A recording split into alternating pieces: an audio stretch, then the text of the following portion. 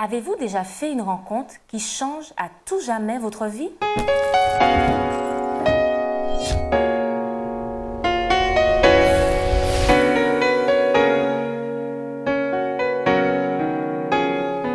C'est avec plaisir que je vous retrouve dans le cadre de votre émission Autrement dit. Je suis en compagnie de Marvin Martial et Grégory Desca. Bienvenue à tous les deux. Merci. Alors aujourd'hui, nous poursuivons notre étude déjà bien entamée sur le livre des Actes. Nous sommes à présent au chapitre 8 et 9, dont vous pourrez prendre connaissance chez vous afin de pouvoir suivre avec nous les débats du jour. Alors lors de la précédente étude, si vous vous en souvenez bien, nous avions évoqué la présence d'un homme lors de la lapidation d'Étienne. Alors qui était cet homme et pourquoi est-il si particulier? Alors, on parle ici de Saul, en tous les cas. C'était le nom qui lui a attribué avant la conversion. Effectivement, il était présent. Et d'ailleurs, la Bible nous rapporte, comme on l'a mentionné dans l'étude précédente, que lorsque Étienne était lapidé, que ses vêtements avaient été pris, ils avaient été déposés à ses pieds. Donc, on peut supposer que Paul était à l'initiative justement de cette lapidation, qu'il avait donné son accord, qui était justement pour qu'on puisse se débarrasser d'Étienne, qui pour lui avait des propos qui étaient contraires à ses croyances. Donc on voit que c'est un homme qui avait des convictions. D'ailleurs, il était juif, il était pharisien, il faisait partie de ce parti religieux assez particulier, minoritaire, mais qui quand même avait de l'influence à Jérusalem. Et donc il est mandaté, il est choisi pour pouvoir accomplir cette mission. Donc commençant par Étienne, mais aussi cherchant les autres personnes comme Étienne qui prêchent cet évangile, puisque effectivement après la mort d'Étienne, on voit qu'il y a une dispersion des disciples de Dieu, de ceux qui avaient accepté cet évangile. Et donc, il est chargé par le Sanhédrin de pouvoir aller les chercher là où ils se trouvent, les ramener pour qu'ils puissent subir le même sort qu'Étienne avait subi. Alors que se passe-t-il de spécial dans la vie de cet homme? On pourrait dire qu'il est le bras armé du Sanhédrin, qu'il est celui qui est aux premières lignes, qui met toute son énergie à faire taire ceux qui osent dire que Christ est le Messie. Donc, il a carte blanche. Paul, il peut tuer, il peut lapider, etc. Non, il ramène à Jérusalem où les gens sont jugés. Bon, jugés, c'est beaucoup dire, parce que déjà, ils sont focalisés sur le fait qu'ils sont des blasphémateurs. Donc, ils sont ramenés, il a carte blanche pour les ramener. Et c'est justement dans le cadre de cette volonté d'éradiquer ce groupe, cette secte, qu'il part à Damas, qu'il demande une lettre pour pouvoir aller à Damas, puisque Grégory disait que la lapidation d'Étienne va être suivie d'une période de persécution qui va disperser un peu les croyants qui étaient à Jérusalem. Donc, ils iront un peu partout se réfugier. Et Paul, les traquant dans les moindres recoins, dans les moindres villes, va demander des lettres pour pouvoir aller justement chercher là où ils sont. Et sur le chemin de Damas, puisque la Damas est dans la ville, il se rend pour pouvoir accomplir sa tâche. Il va faire l'expérience de la rencontre avec Christ. Cette expérience se fera de manière extraordinaire. Le texte nous dit, dans acte 9, quand on lit acte 9, alors qu'il est en chemin, lui et ses compagnons vont être arrêtés par une grande lumière. Lui, il va entendre une voix qui va lui parler. Et cette voix lui dira, il va demander, qui es-tu, Seigneur, que je persécute?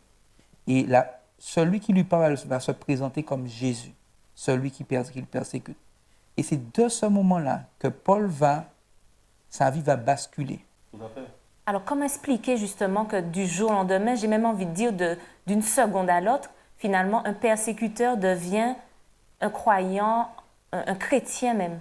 Je crois que Paul, même si au départ, il joue ce rôle de persécuter les chrétiens, je crois qu'il était sincère dans sa démarche. C'est-à-dire qu'il faisait le mal pensant que c'était bien. D'accord? Parce que sa mission, c'était un juif qui était vraiment croyant, qui croyait en Dieu et qui pensait que cette nouvelle réforme, cette nouvelle croyance, cet évangile qui était présenté n'était pas en accord avec ce que Dieu désirait. Donc, pour lui, dans son esprit, c'est au nom de Dieu qu'il agissait ainsi. Et je crois que justement, Dieu a simplement permis à Saul d'être sur le bon chemin, avec les mêmes motivations qui étaient bonnes au départ parce qu'il pensait faire la volonté de Dieu. Mais Jésus l'arrête pour lui dire que finalement, au lieu de faire ce que Dieu veut, tu es en train de me persécuter. Et donc, il est en train de le replacer justement sur le droit chemin pour lui permettre de continuer, mais cette fois-ci du vrai côté, du bon camp.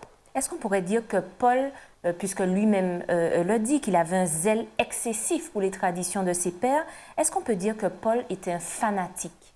Il le reconnaît après coup.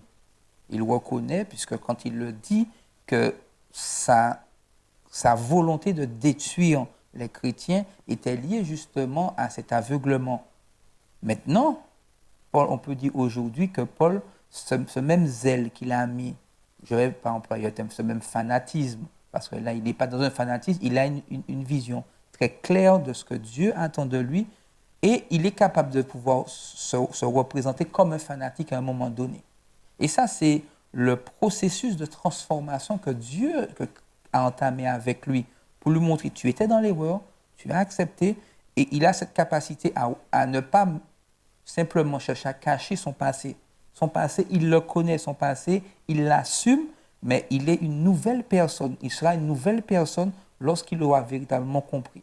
Alors, ça veut dire qu'on peut aujourd'hui être zélé pour une cause et changer d'avis radicalement par la suite?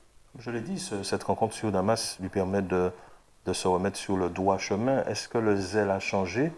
Peut-être la motivation du zèle, parce qu'il faut comprendre aussi, et lorsqu'on lit les épîtres de Paul, on voit bien que c'était une personne entière, qui lorsqu'elle faisait quelque chose, en tous les cas, il faisait les choses de façon vraiment engagée, consacrée. Il ne faisait pas les choses à moitié. C'était un homme brillant qui aimait s'investir pleinement dans ce qu'il faisait. Donc, un zèle qui est passé du bon côté, comme je l'ai dit auparavant. Donc oui, il a changé.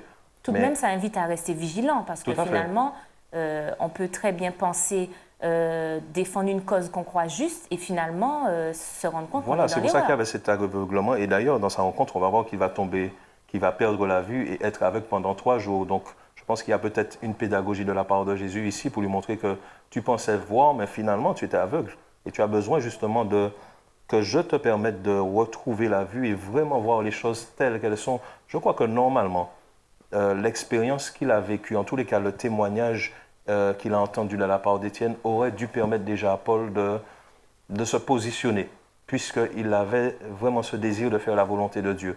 Mais il a fallu pour ce zèle tellement grand, tellement fort, une rencontre directe avec Jésus, puisque c'est Jésus qui lui parle, qui l'arrête et qui lui parle, qui lui dit, voilà, pourquoi me persécutes-tu? Peut-être que c'était à la hauteur justement de ce zèle qu'il avait pour faire la volonté de Dieu. Eh bien, Dieu lui l'arrête directement, puisque tu n'as pas compris avec le témoignage d'Étienne, je t'arrête et je te fais comprendre quelle est la réalité et pour qui maintenant tu vas commencer à vraiment travailler. Serons-nous alors jugés par Dieu par rapport à notre compréhension qu'on a eu des choses? Dieu prend en considération les temps d'ignorance, c'est ce que la parole de Dieu déclare, mais elle continue en disant que justement les choses vont arriver et vont être mises en lumière. Paul était dans cette situation d'aveuglement, mais Dieu a suscité une occasion pour qu'il puisse voir les choses telles qu'elles sont. Je crois que derrière toutes ces démarches de Dieu, le but pour lui est de pouvoir nous sauver. Mais il ne pourra pas nous sauver tant qu'il ne nous ouvre pas les yeux. Donc je crois que, aussi bien pour Paul que pour chaque être humain, chaque individu qui a accepté Jésus, c'est quelqu'un qui a laissé le Saint-Esprit lui ouvrir les yeux et voir clairement ce que Dieu veut lui montrer. Pourquoi Paul a été réceptif à l'appel de Dieu, selon vous? Est-ce que on peut dire qu'il y avait, alors certaines personnes parlent de la conscience qui nous parle. Est-ce que la conscience, c'est le Saint-Esprit? Est-ce que certaines personnes sont plus ou moins sensibilisées justement à la chose, la conscience où le Saint-Esprit leur parle, etc.?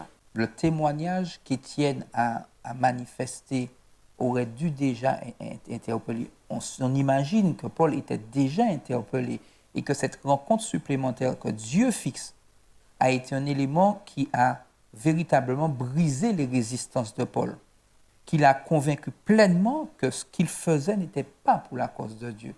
Paul a eu besoin en tout cas de cette rencontre particulière avec Dieu pour briser toutes ces résistances. Peut-être aujourd'hui que certains ont besoin d'une expérience plus forte que le témoignage des croyants qui aujourd'hui évoluent à leur côté pour pouvoir accepter que Christ a un plan pour eux, que Christ est mort pour eux, que Christ leur offre cette possibilité. Que c'est Dieu qui choisit la méthode pour pouvoir arrêter. En tout cas, Dieu a choisi cette méthode pour arrêter Paul. On pourrait se dire qu'au travers de ce que Luc va rapporter, Luc va présenter la volonté de Dieu, le besoin d'avoir 7 hommes dans son équipe. 7 hommes pour pouvoir diffuser avec beaucoup plus de force le message. En tout cas, Dieu le voulait dans son équipe. En tout cas, on voit que Paul est assez réactif parce que tout de suite, il dit, mais que dois-je faire, Seigneur? Est-ce que le changement est aussi radical pour tous? Certains prennent des années, voire n'y arrivent pas du tout. Comment comprendre cette réactivité débordante de Saul? Son expérience est particulière quand même. Hein. Si je lis au verset 5, lorsque Jésus lui pose la question, pourquoi me persécutes-tu? La Bible dit, il répondit, qui es-tu Seigneur? Et le Seigneur dit, je suis Jésus que tu persécutes. Il te serait dur de régimber contre les aiguillons. C'est presque une menace de mort. Hein. En train de lui dire, si tu continues dans ce sens, tu ne vas pas aller bien loin parce que tu t'attaques non seulement à mon peuple, mais tu t'attaques aussi directement à moi. Et je vois que Dieu prend aussi le temps de défendre ceux qui lui appartiennent. Il a compris que finalement, je pensais être dans la bonne direction, mais aujourd'hui, je réalise que je me trompais. Je me suis trompé sur toute la ligne. Et comme Marvin l'a précisé, il fallait de cette expérience pour cet individu pour qu'il puisse comprendre. Parce que si je remonte un petit peu en avant, lorsqu'on parle de l'exemple de l'eunuque n'a pas eu besoin d'une manifestation aussi miraculeuse. Il y avait cet homme à côté de lui, Philippe, qui simplement a étudié la Bible avec lui. Il cherchait déjà, on le comprend, puisqu'il lisait déjà le livre d'Ésaïe, mais on voit que Philippe a été placé à côté, lui a expliqué, et ça a suffi pour qu'il dise « Seigneur, je t'accepte dans ma vie, qu'est-ce qu'il manque pour que je sois baptisé ?» Donc je crois que l'expérience de chaque individu est différente, mais la finalité de Jésus est la même, c'est de pouvoir permettre à cette personne de pouvoir se repentir, accepter Christ, être rempli du Saint-Esprit et à son tour devenir un disciple. Alors, quelles sont les choses peut-être à abandonner, à expérimenter? Certains peut-être nous regardent et n'ont pas rencontré Jésus de façon aussi spectaculaire, mais ils ont envie aussi de faire ce changement de vie. Et que faut-il donc pour une vraie conversion, pour être réellement dans la vérité? Seigneur, que veux-tu que je fasse? Puisque c'est la réponse de tous ceux qui sont mis en contact avec cet évangile. Seigneur, que veux-tu que je fasse? Et pouvoir se laisser inspirer par Dieu. Ça passera peut-être par l'accompagnement de certaines personnes qui nous emmèneront à comprendre un peu plus ce que dit la Bible. Parce que d'ailleurs, Paul est resté 3 jours sans voir, mais Paul n'est pas, on s'imagine que Paul a réfléchi. Lorsqu'il a recouvré la vue, il est resté avec les chrétiens de Damas. Il a été enseigné, donc il a compris avec beaucoup plus de précision ce que Dieu voulait pour lui. Et quand on lit, par exemple, au verset 22 du chapitre 9, Saul se fortifiait de plus en plus et il confondait les Juifs qui étaient à Damas, démontrant que Jésus est le Christ. Ça veut dire qu'à un moment donné, il a compris, puisqu'il est un homme d'action, que Dieu l'invitait à prendre part à sa mission. Dieu parle aux individus au travers d'autres individus, au travers de ce que peut présenter la Bible comme des expériences des uns et des autres. Maintenant, Dieu choisit la méthode. C'est à nous d'être réceptifs à Mais qu'est-ce qui pourrait nous bloquer, justement? Qu'est-ce qui freine cette réceptivité de chacun? Alors là, la liste pourrait être très longue, mais je crois que le premier élément qui pourrait bloquer justement cette communication que Dieu veut établir avec nous, c'est nous-mêmes, quelquefois. Nos pensées, nos valeurs, des choses qu'on ne veut pas abandonner, qu'on sait qu'ils forcément ne sont pas bien, mais on a encore du mal à pouvoir mettre ça de côté. Je pense que notre premier ennemi, ça peut être nous-mêmes. Et c'est pour ça que Jésus a dû lutter avec Paul, puisque comme on l'a dit, l'expérience d'Étienne était déjà assez frappante pour pouvoir lui permettre de prendre position. Non, il a fallu qu'il a persévéré dans son orgueil. Peut-être qu'il a posé des questions et finalement on l'a un petit peu baladé, puisque sûrement il a dû s'adresser au Sanhédrin pour comprendre mais qu'est-ce que cet homme-là a dit. Mais il a persévéré. Il a continué à aller dans la mauvaise voie et Jésus est intervenu. Donc ça peut être nous-mêmes au départ qui faisons ce blocage-là. Mais une fois qu'on s'est laissé, qu'on s'est abandonné au Saint-Esprit, je crois que Dieu fait le reste et nous permet justement d'aller dans le droit chemin. Tu disais, Grégory, que Jésus lui répond « Pourquoi me persécutes-tu » Alors pourquoi cette réponse de Jésus? Parce que Jésus s'associe à son Église. Il dit bien qu'il est l'époux, que l'Église est l'épouse et que forcément, parce qu'il s'attaquait aux personnes qui avaient accepté Christ dans leur vie. Et puisque j'ai accepté Christ dans ma vie, je lui appartiens. Donc forcément, si tu t'attaques à eux, c'est comme si tu t'attaquais directement à moi. Donc c'est en ce sens qu'il dit « Pourquoi me persécutes-tu? Pourquoi tu t'attaques à mon nom, à mon enseignement aussi, puisqu'ils sont en train de me présenter. Mais tu fais un travail pour casser justement cette réalité. » Donc Jésus était directement impliqué et attaqué au travers de des agissements de Paul. Donc Jésus s'identifie à l'Église, mais quelle Église? Il y a tellement d'Églises. Ce groupe de croyants qui font le choix de sortir de la masse, de pouvoir l'accepter comme leur sauveur, accepter comme le Messie et qui choisissent de le partager. Cette Église à ce moment-là. Quand on y pense finalement, Saul qui est devenu Paul, il s'est repenti, il s'est converti. Mais qu'en est-il de tous les chrétiens qu'il a persécutés, qui sont morts d'ailleurs? Je vois que s'ils sont morts dans le Seigneur, c'est ce qui compte. Par contre, je me pose la question, qu'est-ce qu'ils se diront lorsqu'ils le verront au ciel? Peut-être qu'ils seront étonnés de voir qu'il est arrivé. D'ailleurs, même les disciples, lorsqu'il a accepté, étaient étonnés de voir qu'il avait changé de camp. Ils étaient sceptiques par rapport à cette réalité. Mais en tous les cas, pour ceux qui sont morts dans le nom de Jésus, que ce soit par Paul ou une autre personne, l'essentiel, c'était de partir avec l'assurance et la conviction que Christ reviendrait pour les sauver. Donc, je crois que par la suite, ils verront cette réalité.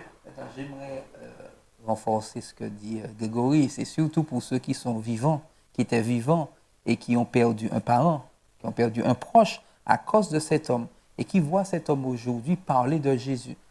C'est là qu'on voyait les vrais chrétiens, là, peut-être. Ah, mais on peut comprendre leur hésitation, on peut comprendre leur crainte, que ce soit un stratagème pour pouvoir mieux infiltrer les rangs de la communauté, pour pouvoir la détruire de l'intérieur. Bon, quoique la personnalité de Paul, de Saul, ne s'y prêtait pas. Paul était un homme d'action, un homme qui allait à l'affrontement. Mais en tout cas, ils avaient peur. Parce qu'un changement aussi radical, on est toujours hésitant quand on voit des changements radicaux chez les individus. Parce qu'on a peur que ce ne soit qu'une façade pour pouvoir mieux déstabiliser et mieux casser. En tout cas, c'était certainement la crainte de ces chrétiens qui voient Paul parler de Jésus, qui le voient revenir prêchant, alors qu'ils ont perdu à cause de cet homme des parents. Tout à fait. C'était un vrai chrétien, comme Marvin a précisé, puisque même les apôtres ont une crainte. Même eux se sont posé la question, effectivement, ils essaient de nous berner, de nous balader. Est-ce qu'il est vraiment sincère ou est-ce que c'est une façon, voilà, effectivement, est-ce qu'il cherche un moyen plus facile de pouvoir savoir où on est placé, où on s'est réfugié? Donc on peut comprendre que ce changement radical-là pouvait faire peur et je crois que heureusement pour Paul, et je crois que par la suite, notamment dans le livre des Galates où il va reprendre son expérience, heureusement pour Paul qu'il a rencontré directement Jésus, qu'il a rencontré personnellement Jésus, parce que je crois que ça a été la base pour lui et le fondement de sa foi, et que ça lui a permis par la suite d'être un témoin, parce qu'il a pu voir, il a pu entendre, et à son tour, il a pu dire ce changement que Jésus a pu opérer dans sa vie. Est-ce que la foi, donc, se nourrit en quelque sorte de nos expériences? Ah, bien entendu. Parce que plus nous avançons avec Dieu, plus nous faisons des expériences avec lui, plus notre confiance en lui s'intensifie. Et plus nous sommes capables de pouvoir résister à l'opposition, résister à ceux qui mettent en doute ce que nous présentons comme la vérité. Paul avait cette garantie que c'est Dieu qui lui a donné son ministère, son ministère d'apôtre. Plus petit des apôtres, mais apôtre fait par Jésus-Christ. Donc, il avait cette confiance que même si, bien entendu, il avait son passé, il ne peut pas effacer ce qu'il a fait. Il ne peut que l'accepter et avancer. Et c'est ce que Paul va faire. Il va chercher chaque jour à gagner un maximum, à partager cette bonne nouvelle et à répondre à ce mandat qu'il a reçu de Christ. Est-ce que c'est grâce aussi à ces expériences qu'on voit tout le courage, l'endurance de ces premiers chrétiens dont la vie était tous les jours menacée? Tout à fait. Et puis je crois que l'exemple de chacun peut-être pouvait encourager les autres et peut-être qu'ils se soutenaient, qu'ils s'encourageaient puisque, comme on l'a dit au départ, c'était une communauté qui était présente. Donc forcément, si mon frère a subi telle ou telle injustice, ça se répercute sur moi, je le ressens aussi, je le vis avec lui. Donc je crois que ça permettait à chacun de se fortifier, de s'encourager, de prier les uns pour les autres et de pouvoir persévérer. Je crois que c'est un exemple pour nous aujourd'hui parce que la finalité dans tout ce que nous disons, c'est de voir comment ça peut nous aider aujourd'hui aussi. Puisque nous sommes des chrétiens, des croyants basés sur Christ, mais qui sommes répartis un peu partout dans le monde. On voit des chrétiens qui souffrent particulièrement. Ça devrait aussi nous toucher parce que nous faisons partie de la même famille. Alors comment persévérer? Peut-être effectivement, nous sommes en Martinique, le lieu du tournage, mais peut-être que certaines personnes nous regardent et vivent de vraies situations tragiques. qui vivent des oppositions pour leur foi. Alors, quel message d'encouragement pourrait leur apporter? Bien souvent, certains croyants se retrouvent dans cette situation, les mots sont bien imparfaits pour pouvoir encourager. Ce serait simplement de leur dire de faire confiance à ce Dieu en qui ils ont mis leur affection. Étienne a vu la gloire de Dieu. Étienne a vu Christ, celui qui est mort pour les péchés du monde, qui est ressuscité, qui aujourd'hui est auprès du Père. Accrochons-nous à cette espérance qu'Étienne a eue, que tous ses disciples ont eue. Et même si aujourd'hui, c'est vrai que ça semble difficile, mais que Dieu nous propose justement cette vie éternelle avec lui. Dieu n'est pas un homme pour mentir. C'est vrai que lorsqu'on nous trouvons en difficulté, parfois on a du mal à accepter, du mal à comprendre, du mal à patienter. Acceptons que Dieu agit en son temps. Les promesses de Dieu sont importantes à se rappeler parce que je crois qu'elles ont aidé les disciples à tenir bon. Et c'est là que je vois l'amour de Jésus, le temps qu'il a pris pour les prévenir non seulement des choses qui pouvaient leur arriver parce qu'ils seraient justement dans cette mission, dans ce mandat, mais aussi toutes les promesses qui se sont raccrochées autour et qui se sont greffées autour justement de ces situations les plus catastrophiques, les plus compliquées. Et c'est pour ça qu'on voit que même lorsqu'ils subissaient des persécutions, c'est quand même surprenant, mais ils louaient Dieu. À la limite, ils repartaient les dents dehors après avoir pris une série de coups de bâton. Donc je crois qu'ils avaient cette espérance grâce aux promesses de Jésus de voir au-delà de cette souffrance, au-delà de cette vie. Et je crois qu'on devrait être plus visionnaire en ce sens. C'est-à-dire qu'aujourd'hui, on subit cette souffrance, mais ce n'est pas la fin de tout. Et je crois que Paul, par la suite, un peu plus tard, au chapitre 8 de Romains, dit bien que les souffrances que nous subissons aujourd'hui ne sont pas comparables à la gloire à venir. C'est quelqu'un qui avait une vision et qui savait, grâce aux promesses de Dieu, aller au-delà de cette souffrance du moment présent. Ce moment présent, effectivement, est difficile, mais ce n'est pas la fin. Dieu promet quelque chose de meilleur et on devrait se raccrocher et se rattacher à ça pour persévérer. Tout de même dans les souffrances, qu'elles soient physiques, même mentales, est-ce que vous pensez que Dieu il a le pouvoir, mais est-ce qu'il le faisait, atténuer les souffrances physiques? Parce que je suppose qu'aucun être humain ne peut rester insensible à des roches, à la violence. Certains chrétiens sont brûlés, même vifs. On ne parle pas forcément du fait qu'il ait pu atténuer. Il n'y a pas vraiment de texte qui dit que Jésus va permettre que les souffrances soient un peu moindres. Mais il fait plus référence à cette spiritualité qui nous permet un petit peu de transcender cela. Parce que comme j'ai dit, même s'ils repartaient les dents dehors, ça ne veut pas dire qu'ils n'avaient pas mal au dos après une série de coups de bâton. Mais simplement, cette souffrance physique était momentanée. Ils savaient que l'espérance qu'ils avaient grâce à leur spiritualité, cette communion avec Dieu, leur permettait d'aller de l'avant et de voir plus loin que ce qu'ils pouvaient. Parce que même Étienne, je reviens encore à lui, recevoir des coups de roche, j'imagine que ça doit être une des pires façons de mourir.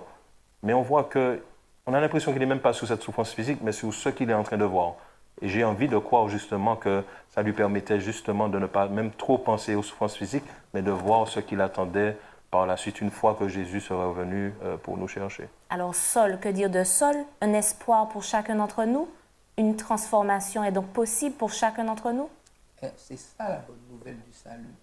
Quel que soit ce qu'a été mon passé, ce qu'est ma vie aujourd'hui, ce qu'a été mon passé, Dieu me propose de repartir sur de nouvelles bases. Dieu me propose d'entrer dans son Église et de pouvoir être un porteur de bonnes nouvelles. Et ça doit être une source d'espérance pour tous ceux qui aujourd'hui pensent qu'ils sont allés trop loin dans certains actes pour pouvoir revenir. Saul a été un meurtrier, Saul a été un persécuteur. Pourtant, Dieu fait appel à lui pour pouvoir être porteur. Il y a quand même des conséquences. Bien entendu, les conséquences de nos actes ont toujours des conséquences, et à moyen, court ou long terme. Paul, bien entendu, a dû faire face à la méfiance, au fait que les chrétiens ne savaient pas où est-ce qu'ils sont. Même pendant son ministère, Paul a dû faire face à ça. Mais Paul était un homme différent de ce qu'il a été. Et aujourd'hui, celui qui nous écoute et qui pense qu'il est allé trop loin, il faut qu'il se dise que l'amour de Dieu surpasse tout ça. Tout à fait. Et Paul en est la preuve. Oui, parce que le passer de cet extrême à l'autre, Je vois qu'ici, on a vraiment un exemple que Dieu peut tout transformer, Jésus peut transformer n'importe quel individu, et non seulement en faire une nouvelle créature, mais lui donner une mission particulière, parce que Paul va être celui qui va prêcher l'évangile hors des contrées de Jérusalem, et c'est quand même extraordinaire.